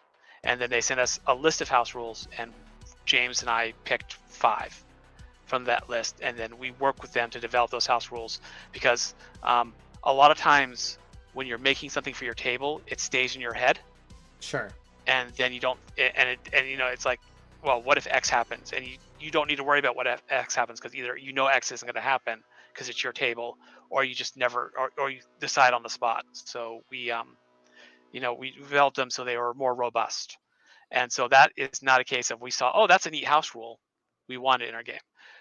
N was not hired. We didn't buy N's salvaging rules. I hired N as a writer to write those rules. Got it. Oh. So that is not a case of he made salvaging rules and we adopted it. That was a case of N has a lot of experience as a writer in role-playing games, going back for years. In fact, he's been doing it for longer than I have. He's worked for Paizo. He's worked for some very great stuff. So it was a case of me saying, hey, let's try you out as a writer. And that's where we'll often start with writers, that's where we'll be starting with writers now. A lot of times is with DLCs. And in fact, you notice this year alone, there's been 3 DLCs written by someone who doesn't work directly for Artel's Orient Games. Right. Agents, Roller Derby, and Breaking Your Stuff. And that's just a case of saying, you're a good writer. I've worked with you in the past. I know you can do well. Let's give it a try and see how you do. And he did great. With the Night Market Index and with the Netrunner cards, this happened there too. That is a case of we saw something cool and we bought it. So in that case, the cards, we bought the art from a very cool artist for the net running cards because they were great. It was great art, and we wanted to make a deck, and we're like, oh well, we can make it, or we can work with this artist who already did it. And so we're like, why not work with the artist who already did it? Sure. We bought the cards, we paid him a fair price for the art, and I relayed out all the cards. We kept the art, we changed his design on the cards themselves, and we printed them with the Night Market Index. I had been thinking about doing one of those for a while anyway, and that was there. And I was like, I could spend hours duplicating this work, or I could acknowledge that this person did very good work, pay them for said work, and do it. So we've never bought a rule set from the public, and I don't read house rules as a general rule for legal purposes. I'm aware of it. I'll peek into the homebrew channel just to see kind of what people are doing. I don't read the rules, but I see 15,000 rule sets for something. I'll say it gives me an idea of, oh well, maybe I need to look at this rule should we ever do a revision of the game, or maybe I need to look at this rule in a future product, or this area of a rule, but I don't read the actual rules themselves. Gotcha. So because the answer is we will hire writers, and we do, and designers, but we don't generally buy, and we will buy work in specific instances, but that work is generally not a mechanical based work. It's things like the art and the cards, or the Night Market Index, where we're less in the Night Market Index, we're less buying it, more paying it for the work he already did, because it saved us work. Okay. No, I mean, that still provides great insight. Yep. So thank you. And then as far as the next one goes, I believe Diamond, this was one of yours. Yeah. And this was just more of one that I was thinking about. Like I've seen like other games where they get like very specific on some things, and this could be a yes, no, or this has already happened. And like Emmerron and I had discussed it, maybe this was already something that's been happening. But I was just wondering, like, do you guys have something that is like a look into each city's district? Like, is there like something that does that for you already, or is that just something that has been kicked around and not really decided on? Like Nothing I can talk about right now. That's totally fine. enough. But I have a much more pertinent question. Okay. And this is just more me looking at the world, because for me, I enjoy cooking. And what do people use as a substitute for, like, like the sustenance they need from like milk, fruit, vegetables, if they're trying to avoid kibble? Like Scop. And well, it's got for meat, but it's just like, like milk. Like, how do we get cheese? Like, without the Scop. Italian. Still Scop. It's all scop. It's all Scop. It's all scop. Just Flavored different types of proteins, God. right? Some soy-based products too, but mostly Scop. Oh no, it's all scop. Yeah. Oh god. Yep. Checks Different out. texture Scop. And as the universe will progress, Scop will stop specifically being single cell organism protein and start being just a generic term for easily made fake food, or food that's not like hamburger meat that's made out of insects, for example. Biotechnica will be doing that. Those farms you see in 2077, Right. those big greenhouses, those are all insect farms. Yep. Oh boy. I believe Man-made that, horrors beyond 100%. my comprehension. Yay. But yeah, Scop comes in different textures, different flavors. And as a result, a lot of things are Scop in different forms, textured and flavored to represent different things. And occasionally you get some real stuff. You'll get some soy-based stuff. That's rarer than Scop, but you'll get that. You start getting that in good pre-pack, and it'll be. But it's like, yeah, you know, tofu can be a lot of things. Scop can be a lot of things. Oh goodness. Fair frame. Well, And chemicals. Never underestimate the ability of chemicals to be mixed together to make things. True. Yeah. I mean, MSG is one of our favorite things in the modern day for adding a little punch of flavor to meats. So checks out. Makes sense. Diamond just has been. She can hear the fortunate son now. Yeah, no, you're not getting the cheese. You're not no, getting of the course fruit. not. You can get Jello. The Jello's made out of scop. Oh no! All right, oh god! I love how Jay is just like, I'm gonna keep driving this home for you, Diamond. It's the dark future, man. What did you want? You wanted good stuff, and the other answer is what do? They make their own gardens, and they hope that Continental Brands doesn't send a strike squad that does to happen. kill them. Or Biotechnica, whoever owns it. There are several guerrilla gardening concerns in Night City. For example, there's one that runs out of the ruins of the Minimalism Mall in Rancho Coronado, which is where Miss Mina keeps an office. The RC Night Market is, and you will meet two more in Forlorn Hope. There will be two different guerrilla gardens, which become plot points. Oh, that's cool.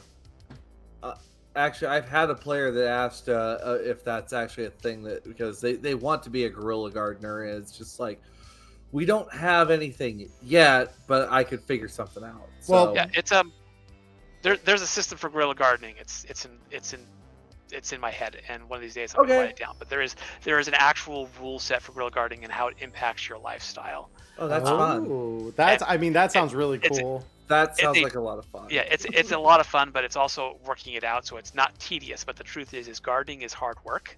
Sure. Yep. Especially vegetable gardening, which is the kind of gardening we're talking about. I'm a farm girl. And costs money. It's not so. It's a rule set that I have to work out. Essentially it becomes a downtime activity where you have to trade a certain amount of starting cost and monthly cost to do things like deworm your tomatoes and then buy the initial supplies you need, the garden beds, the soil, to strip the radiation out of your soil and the contaminants out of your soil, and filter out your water so that it doesn't mutate your tomatoes. And then it's a certain amount of it's good for it'll be good, but it's one of those things where eventually I will get down to finishing that DLC and it will be out there. So that is a future DLC. I just don't know when the future it is. Urban survival is something that I've wanted to touch on with my players, but I've been kind of working on it. But I am so happy to see that guerrilla gardeners are getting some more love. Yeah. Well, because they mentioned one that I've used in my writing of Green Thumb, and I'm like, so they exist. It just you got to look for them. So my next question is, so I know asking you to choose favorites when it comes to anything in content, whether that's a DLC or a book or anything, would be like asking. I know it'd be like asking you to pick your favorite child. I mean, it's not quite like that. It's that when you raise something above other stuff, in my opinion, you lessen your ability to enjoy things below that one thing. You create a standard which everything has to go. And I like to take everything on its own merit because something can be absolute trash, but I can enjoy it. That's fair. So I don't do favorites. It's a philosophical thing. No, and I understand to an extent, obviously, like that would be like not in good, like probably good practice in any way, in any case. Right. But I was curious because obviously there is such a variety of content, like what we were just kind of talking about. So what kind of, or which aspects, I suppose, of DLC writing and content development do you find most interesting?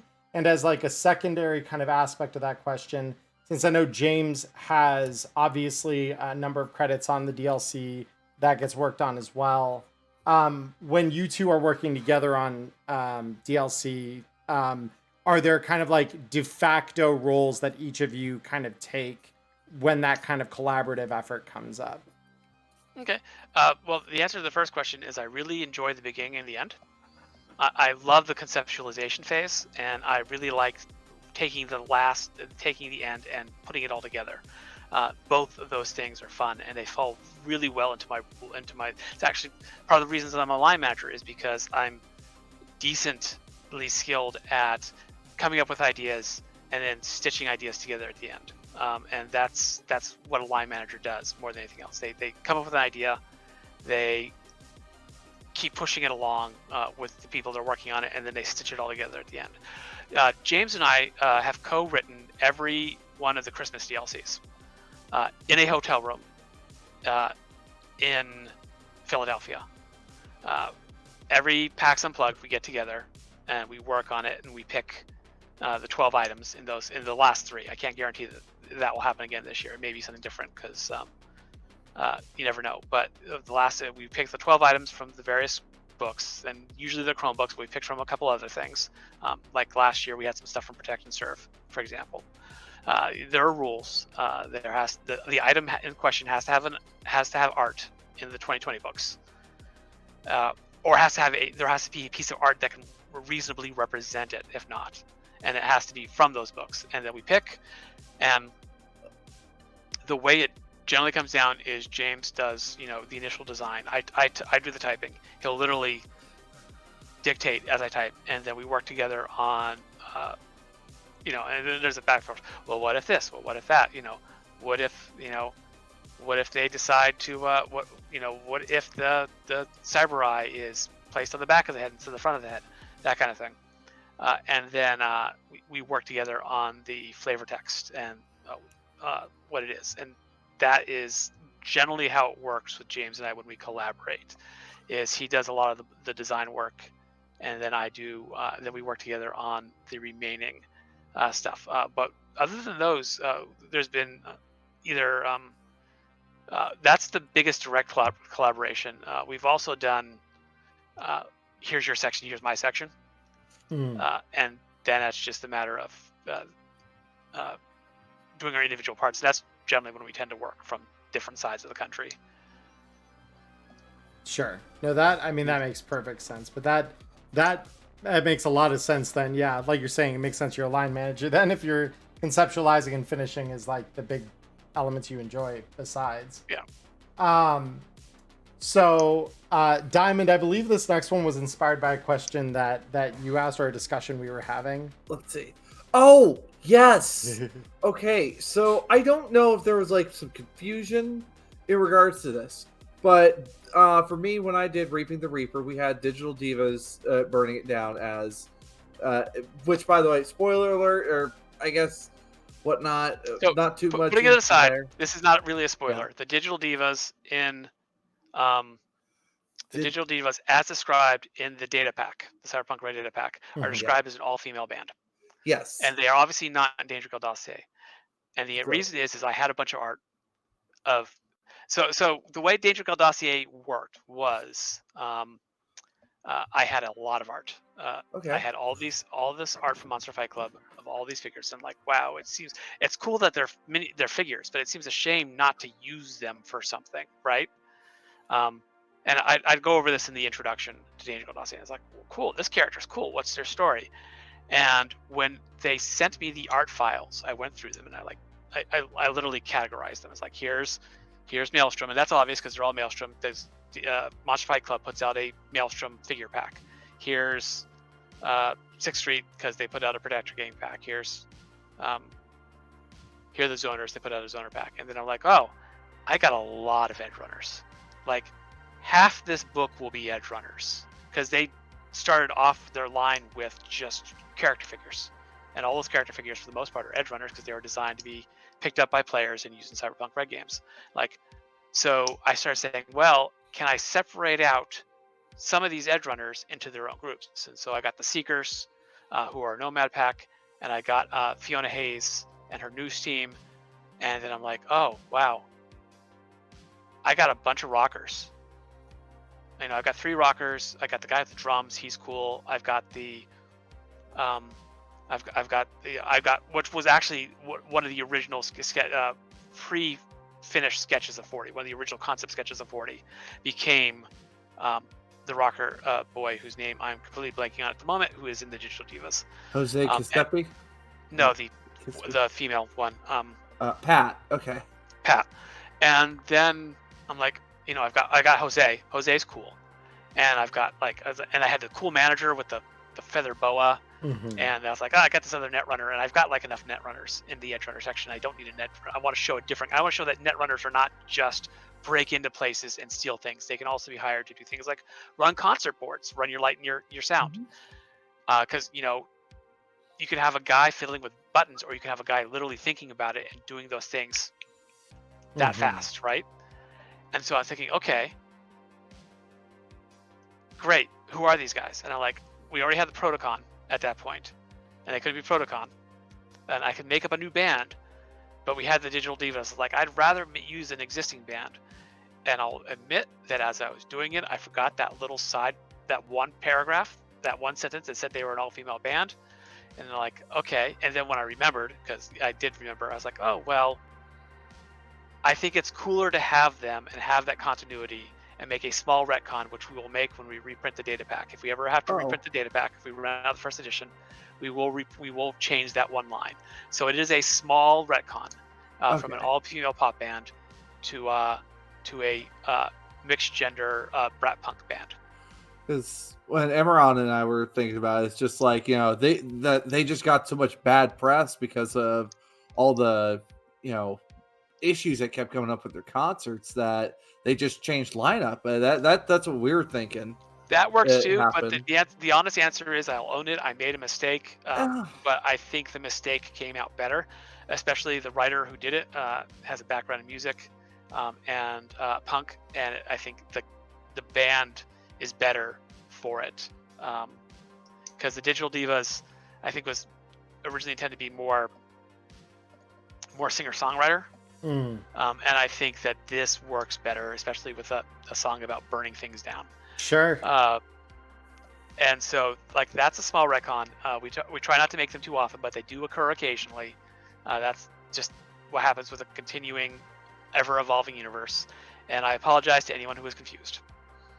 Yeah. It's no biggie. We were just wondering if it was either retcon or this is like a later phase. Which Emmerron, I know you were talking about something about the chronology.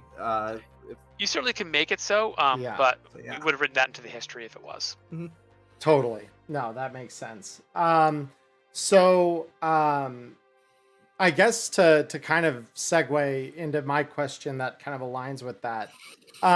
So obviously with Danger Gal Dossier, there are mentions in, like, namely the Bozos chapter to the events of Hilaria 2045. And there are other events similarly that obviously fall in some kind of timeline of events that is obviously, you could interpret that to take place in whatever kind of part of the year you want to, or however your table experiences it. But given that there is some established canon continuity of events, is there the possibility that in some future supplement we eventually start seeing the year advance from 45 to 46 to 47 as we have just too many events that this could have all taken place in one year? So what you're talking about is metaplot, which for those who are unfamiliar is an ongoing plot line of a world that takes place over multiple supplements, and it can be very prominent. This used to be very big in the 90s, for example, where you would have literally a year of events leading to a specific plot line, and it will be a big change, and then the next year it will be a new event. That was big in the World of Darkness. Shadowrun's done it with multiple editions, where every edition advances the timeline. Obviously, our editions have advanced the timeline too. That's something we can't ignore. 2020 advanced to 2023 or so with the Fourth Corporate War, and we do have a vague timeline. Hilaria 2045 happens before the written dossiers in Danger Gal Dossier. Hilaria 2045 leads up to the Bozo Civil War, which is first really described in Danger Gal Dossier. Hilaria 2045 definitely happens before the events of Tales of the Red Forlorn Hope, for example. It's very specifically before it. That being said, we leave it loose for a reason. We're not likely to say, okay, here's a timeline of exactly when these things occurred. If you don't do them in that order, you're breaking the timeline. We for example, don't generally say, oh, it's winter now. In Sure. fact, I think the only specifically timed event that we've put out so far is the Halloween party in the Halloween screen sheets from last year, and that's because it had to be a Halloween party. So the answer is maybe, but more likely that's going to happen, at least for now, is we're going to keep it loosely 2045, and you can decide when in 2045 things happen and when things flip over to 2046 or 2047 as your group needs. But we're going to continue to refer to prior events and just say that 2045, it happens in a 2045 time period. And how you decide to put that together is up to you and your table, for now at least. Sure. Because the way I'm interpreting the fact that we look back at 2045, it seems that 2045 was like the big year when the time of the Red was going in full swing. Like construction was moving. Like it was the busiest year probably for the time of the Red. It's the end of the time of the Red when things are not back to normal, but they are at a point where they can get back to normal. So things are happening. You're starting to see new corporations making new things, and this is something we've brought forward in the DLCs. Yang's Wheels, for example, was an example of how you're not just finding old things. People are making new things, which was in Spinning Your Wheels. Or we mentioned in All About Agents that companies are making new agents now and not just old agents. Rockland Augmentics, Neuron, for example. So it's moving forward. And it's a busy, jam-packed year. Absolutely, it's a pivotal year, and it's pivotal because that's when we chose to set it. But it is not the only year. If you want to go forward to 2046, that's fine. Work on your timeline, and that's a big thing. You should be working on your timeline because you determine how many missions you have per month, how much time you have between each one. If we say Hilaria 2045 happened in January, and something and the Danger Girl dossier break-in, the break-in which led to the Danger Girl dossier, the meta reason why the Danger Girl dossier exists, that's referred to by the letter at the beginning of the thing. We say that happened in February, but you decide that that doesn't make sense because you've already reached March in your game, and you want to run the adventure that comes in Danger Girl dossier, which ties into that break-in. Then we've broken your timeline, so we prefer you to work on your timeline rather than ours. No, and that's always completely fair and honestly good advice. That's what we've done. I believe both Diamond and we work kind of on whatever we are experiencing, but I'd obviously known about the fourth corporate war books and stuff that definitely pushed it forward from 2020. So that was something I just was curious to hear your thoughts on that. In a similar vein to that, as I guess an expansion of that question, in the Agents DLC that we just got, there were a couple of subsidiary corporations and stuff that Gunmart has this tech subsidiary that's making apps and stuff like that. As those roll out, a curiosity I had, and maybe this is, again, you interpret it as you will, but I was curious do those entities already exist, or as these DLCs roll out, is this introducing this new corporation or new facet of an existing corporation that is now making these products as well? How would the in-universe be experiencing that as those kind of roll out? For the most part, if we mention a corporation and it's new, we'll say it's new. Fair. Okay. If it's something where we don't specifically introduce it as new, you can assume it's been around for at least a little while. Okay. And it's up to you to decide how long. And it could be new if you decide it is new. For that part, and it's a mix too, because you'll find products, because of the way night markets work, you'll find products from corporations that no longer exist, and you'll find products from corporations, and it's up to you in the end to decide. We lay them out there, and for now, if there's not more information, you don't have to worry about it. And for the most part, we won't be introducing a lot of stuff where it's like, oh, here's a very detailed plot line involving this corporation that we just introduced. So now you have no choice. All your canon is wrong if you want to run this. We try to avoid that as much as possible. But yeah, you could assume that for the most part, things like, for example, we had someone say, how have my edge runners been getting paid without the Bang Me app? And someone pointed out the Bang Me app's probably just existed this entire time, and now You just have a Bang name Me app, for it.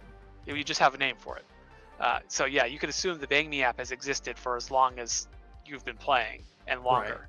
Bang Me app, by the way, is the name of a cash transfer app in Cyberpunk Red, and it's like a Venmo, a Venmo.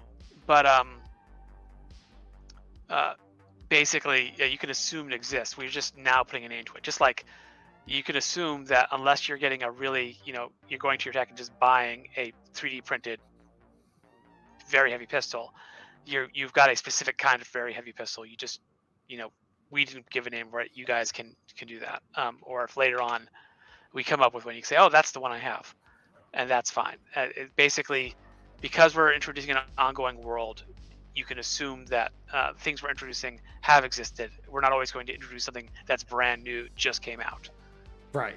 No, and that makes perfect sense. That's just something that I'm like, I would like this clarified just so it doesn't nag at the back of my head, or eventually a player of mine comes up and is like, hey, this corporation, are they new? And then I have to think on my feet and be like, oh, I want this clarified. So I appreciate that. No problem.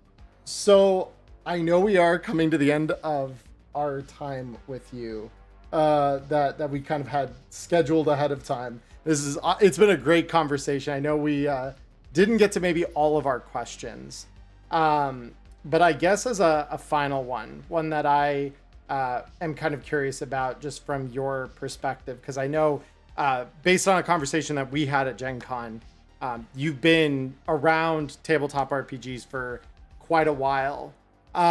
So how has, over time, with your experience both being like a player and now being an active creator within the industry as a professional, how has your perspective on the genre of tabletop RPGs just kind of shifted over time?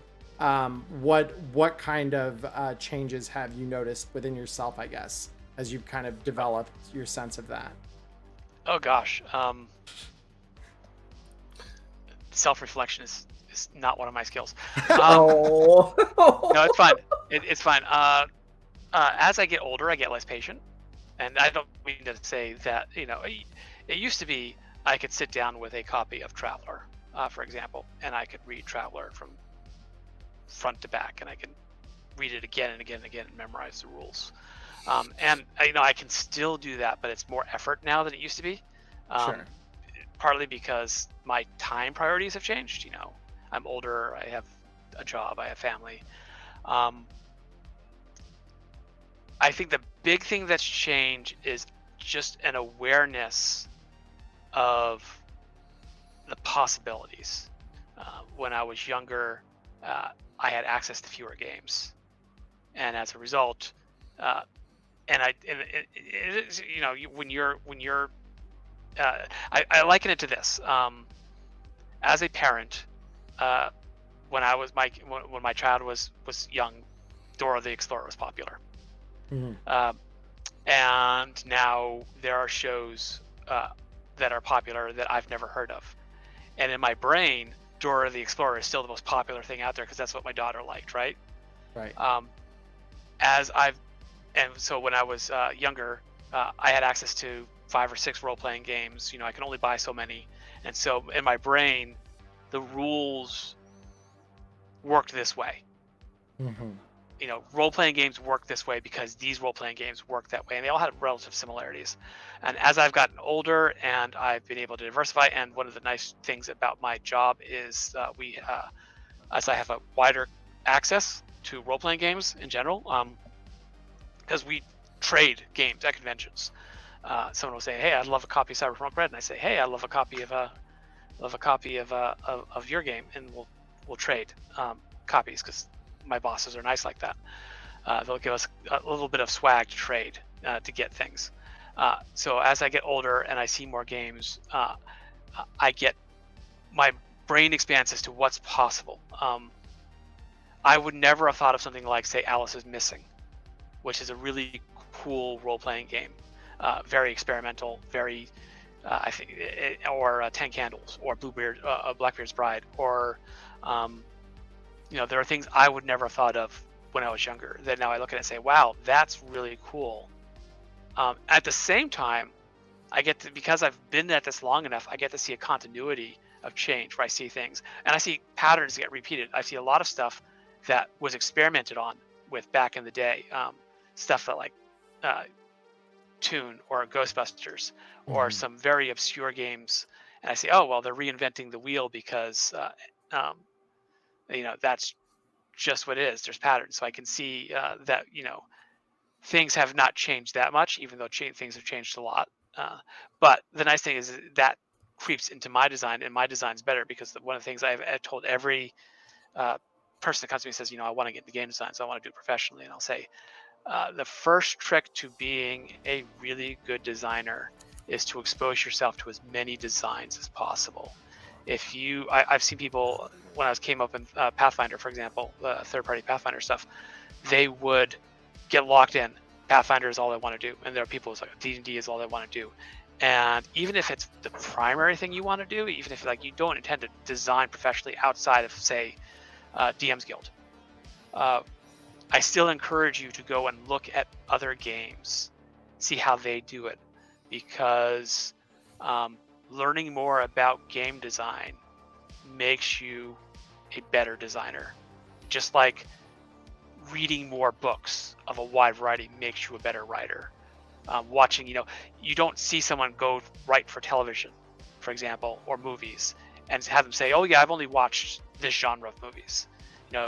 My son is actually studying film screenwriting in college right now, and he's taking a history of film class, and they started with some old black and white stuff, some old silent stuff, and now they moved on and they've watched Citizen Kane, and they've watched French films, they've watched Japanese films, they've been making their way forward, and it's a wide variety of stuff because you learn. The best filmmakers will say, yeah, that film no one ever saw that came out from this country that no one's ever heard of?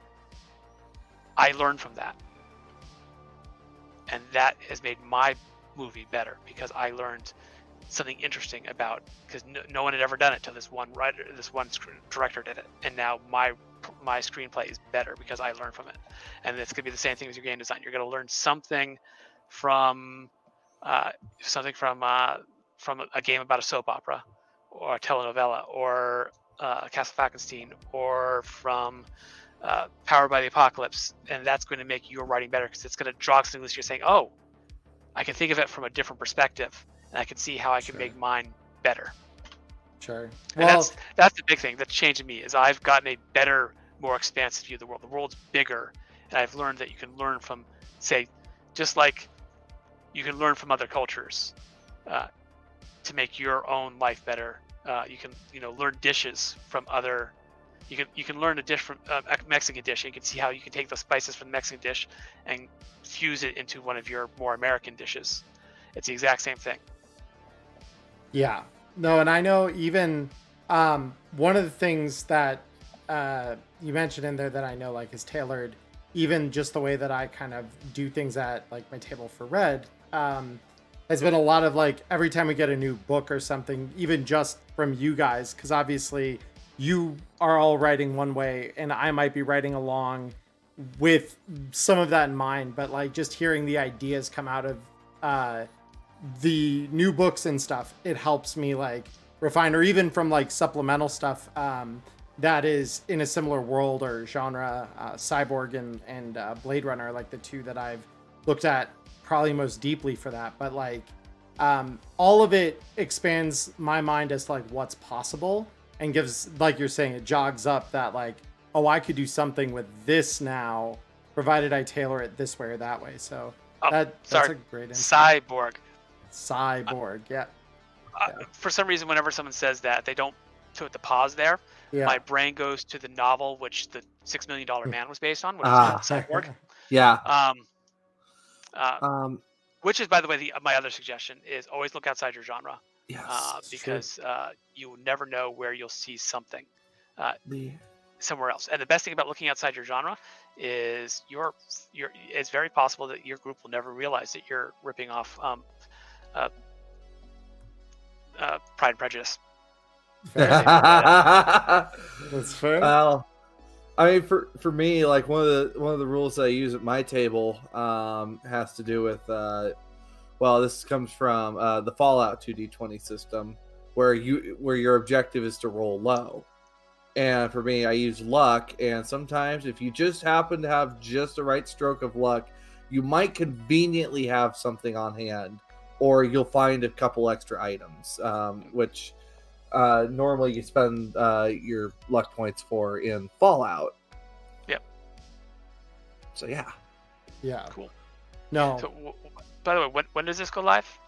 I think we're gonna probably put this up probably a week?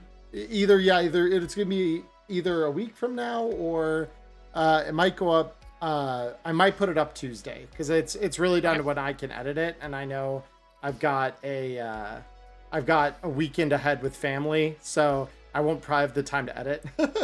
But Well, then I will say this. By this point, by the time this is out, the April DLC will be out. And I hope everyone enjoys it, because it's quite literally one of the funnest things I've ever done. Oh. I have Diamond and I Wednesday we put bets down on, all right, which of the Let me grab my notes here. yeah, because she made notes on it, but we put together our ideas on, like, okay, this is what I think it's going to be, this is what you think it's going to be, and we'll see if either one of us is even close to right. So- I guarantee you're both wrong. Probably. that's kind of the vibe I got when Dice was reaching out to me. He's like, you're probably wrong, but have fun. In regards to that little teaser you had for All About Agents, we noticed that they're on Pi Day, there was like the little coins, and Emmerron was thinking cryptocurrency. I was like, one of the things that I like, I guess, my heart's kind of set on, but it's whenever that day comes around, I'll look forward to it. Is this rumored Elflines Online expansion 2, because we have expansion 1. Yeah. And then we also were thinking, what about another Willie Mays DLC? We had more. One of the other things is I want more drugs. At some point, I gotta get more drugs, man. Put them on the street. We will see, though. I'm very excited. You will. I am very, very excited for Monday. So, well, Jay, thank you so much for coming on, for reaching out in the first place to be on here with us. It's been an absolute pleasure having you. So thank you so much for taking time out of your Friday. Any last things you have for the folks at home before we sign off, by the way? Sure. If by some chance, by the end of this, you are not familiar, every month we release something for free on our website. It's a PDF, which covers a whole lot of topics. It's free content, and there's hundreds of pages of it. So go to our website and download it. And other than that, please look forward to Tales of the Red Forlorn Hope and the Cyberpunk Edge Runners Mission Kit later this year. And I want to thank you guys for having me on your show and for covering Cyberpunk Red with all the enthusiasm and joy with which you have. It's really appreciated. Thank you. No, absolutely. But yeah, for this episode of Wireheads, it's going to do it for us. So again, my name's Emmerron. This is Diamond Dust. And until next time, have a wonderful morning, evening, or afternoon, wherever you're in the world. Stay healthy, stay safe. We'll see you very soon. Peace.